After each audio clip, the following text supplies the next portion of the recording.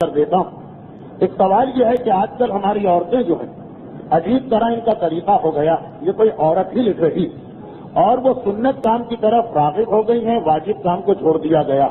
اس کے بعد پھر انہوں نے ایک لمبی چوڑی فہرست لکھی کہ ہماری سمجھ میں نہیں آتا کہ ہم کس کا دین مانیں۔ آپ کچھ کہتے ہیں، فلاں ذاکرہ کچھ کہتی ہیں، فلاں ذاکرہ کچھ کہتی ہیں، فلاں ذاکرہ کچھ کہتی ہیں، تو ہم کس کے دین کے اوپر چلیں؟ پھر یہ فرماتی ہیں کہ آج کل معجزوں کی بہت ساری کتابیں آئی ہیں جس کے اوپر کھچڑی یا پکوڑے وغیرہ کی کہانیاں پڑھی جاتی ہیں، اور کوئی کسی امام کے نام سے ہے، کوئی کسی امام کے نام سے ہے۔ اسی طرح سے بی بی رقیہ کے نام سے کوئی مٹی کی کہانی ہے، نمک کی روٹی کی کہانی ہے۔ یہ سب ہمارے یہاں ہو رہا ہے۔ کوئی مچھلی کا عمل کرتا لیکن آیت کریمہ کا یا قرآن کا کوئی عمل نہیں ہوتا۔ خصوصاً اب جو لڑکیاں نئی نئی دینیات سیکھ رہی ہیں، انہوں نے تو اور بھی زیادہ غضب کیا ہے۔ وہ صبح سے شام تک مجلس میں بیٹھی رہیں گی لیکن قرآن کوئی نہیں پڑھتا، اور یہ لڑکیاں اس کے اوپر ٹوکتی بھی نہیں ہیں۔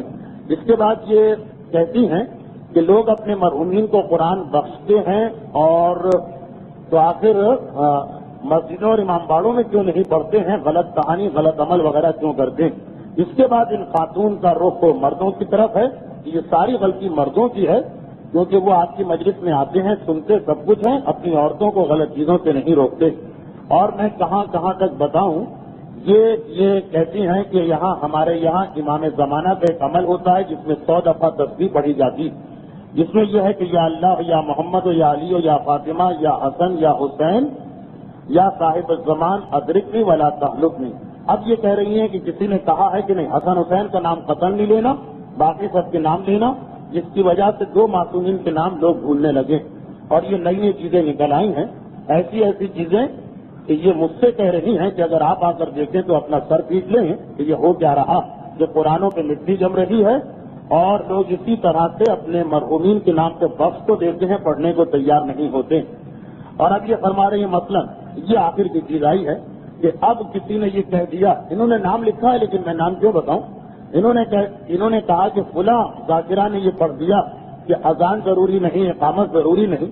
ہم باپ دادا کے زمانے سے جو نماز پڑھتے آئے ہیں اور اپنی اولاد کو بھی یہ سکھا رہے ہیں، اس میں تو اذان اقامت بھی یہ کہاں سے آ گیا کہ سب چھوڑ دو، اور عورتوں نے چھوڑ دیا۔ اسی طرح ہم سجدے میں اور رکوع میں 3 دفعہ سبحان رب الاعلیٰ پڑھتے، اب وہ فلاں ذاکرہ نے آ کر ہماری بچیوں کو بتایا کہ یہ بھی چھوڑ دو۔ نتیجہ یہ ہے کہ وہ 3 منٹ میں نماز مکمل کر دیتی۔ تو یہ مجھ سے گزارش کی گئی ہے کہ آپ ان تمام چیزوں کو ختم کیجیے، اور جو فرسودہ روایات ہیں ان کا مقابلہ کریں۔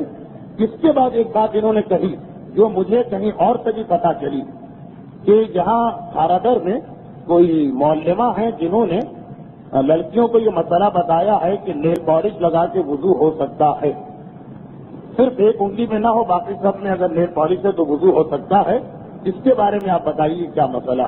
خیر یہ بہت لمبی چوڑی ان کی درد بھری داستان تھی جو آپ نے سنی، اور ان کا جذبہ اپنی جگہ ٹھیک ہے، خلوص میں ان کے کوئی شک نہیں، لیکن بات وہی جو آج ہمارا موضوع ہے کہ خلوص اس وقت تک فائدہ نہیں پہنچاتا جب تک کہ اس کے ساتھ دین کی صحیح معلومات نہ ہو۔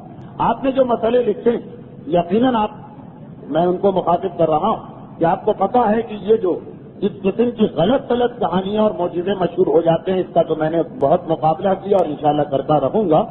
یہ بھی بات انتہائی قابل مذمت ہے کہ صاحبان ایمان قرآن کو تلاوت کرنا چھوڑ دیا ہے اور اس پہ توجہ نہیں دیتے۔ ہاں یہ 3 چیزوں کی میں وضاحت کر دوں جو اصل خلاصہ۔ اذان اور اقامت بہتر تو ہے کہ اس کو پڑھیں، بلکہ بعض مراجع تو واجب سمجھتے تھے لیکن بہت پہلے، البتہ واجب نہیں، چنانچہ اگر کوئی اذان اور اقامت نہیں پڑھتا ہے تب بھی اس کی نماز صحیح۔ لیکن میں یہی کہتا ہوں کہ اگر آپ کے پاس وقت ہے تو کیا ضرورت ہے اس کو چھوڑ دینے کی۔ یہ بالکل ایسی ہی بات ہے کہ اگر کسی کو 2000 روپے مل رہے اور بغیر کوئی محنت کیے 3000 بھی اس کو مل رہے تو کیوں وہ 1000 روپے کو ٹھکرائے گا یا چھوڑ دے گا؟ تو یہ اذان اور اقامت کا بے انتہا ثواب ہے، اس کے ثواب میں کوئی شک نہیں۔ ہاں اگر کسی کی مجبوری ہو وہ چھوڑ دے تو کوئی بات نہیں، بغیر مجبوری کے بھی شرن چھوڑا جا سکتا، لیکن بہتر یہ ہے کہ جب ایک گھر بیٹھے مفت میں ثواب آ رہا تو ثواب کوئی بری چیز تو نہیں ہے کہ آدمی اسے ترک کر دے۔ اچھا رکوع اور سجدے میں بھی 1 مرتبہ سبحان رب العظیم و بحمدہ پڑھنے سے نماز ہو جاتی ہے۔ جس نے مسئلہ بتایا بالکل صحیح بتایا، اور جو اس کی پابندی کر رہا ہے وہ بھی صحیح کر رہا ہے۔ آپ جس کو زیادہ ثواب لینا ہے 3 مرتبہ کہے، جس کو کم ثواب لینا ہے 1 مرتبہ کہے، مگر کسی کو کسی پہ اعتراض کا حق نہیں۔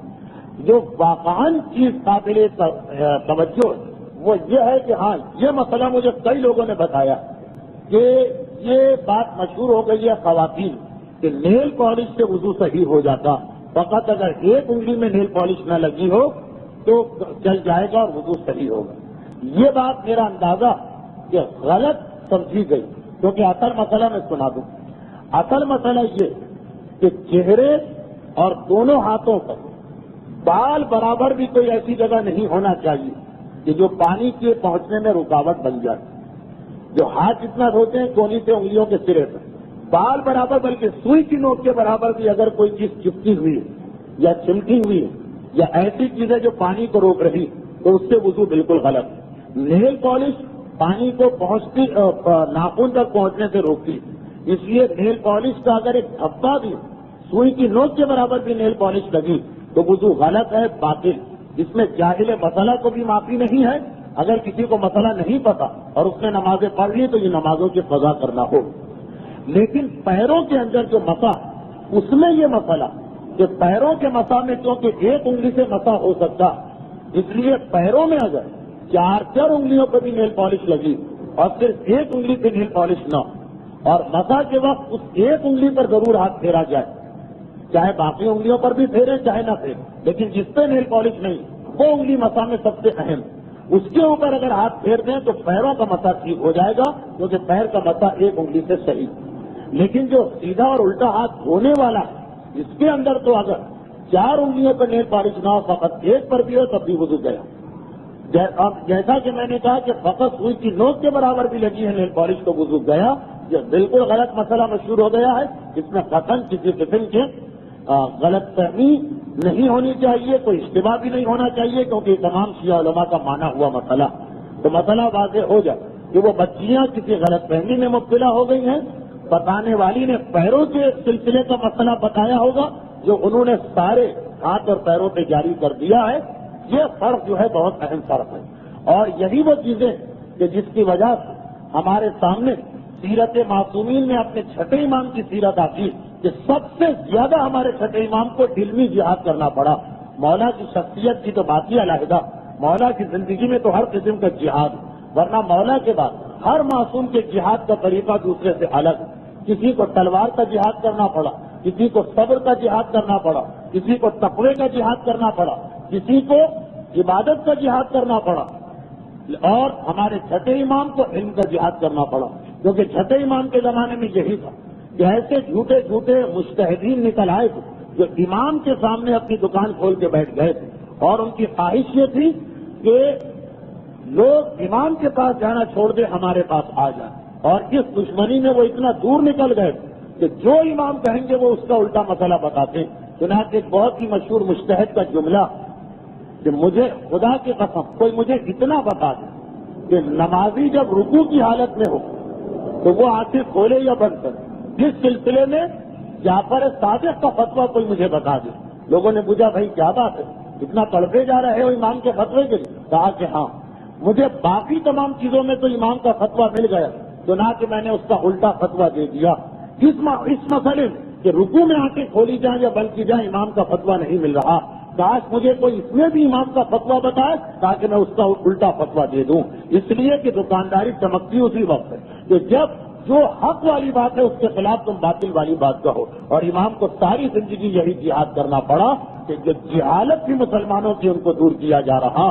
تو نہ کہ یہ چیز کہاں پسند آ سکتی ہے حکمرانان وقت کو، یہ جھوٹے مجتہدین، یہ جو اجتہاد کی دکانیں تھیں یہ تو حکمرانوں ہی نے قائم کی تھی۔ چنانچہ اب چھٹے امام کے خلاف سازشیں شروع ہو گئی۔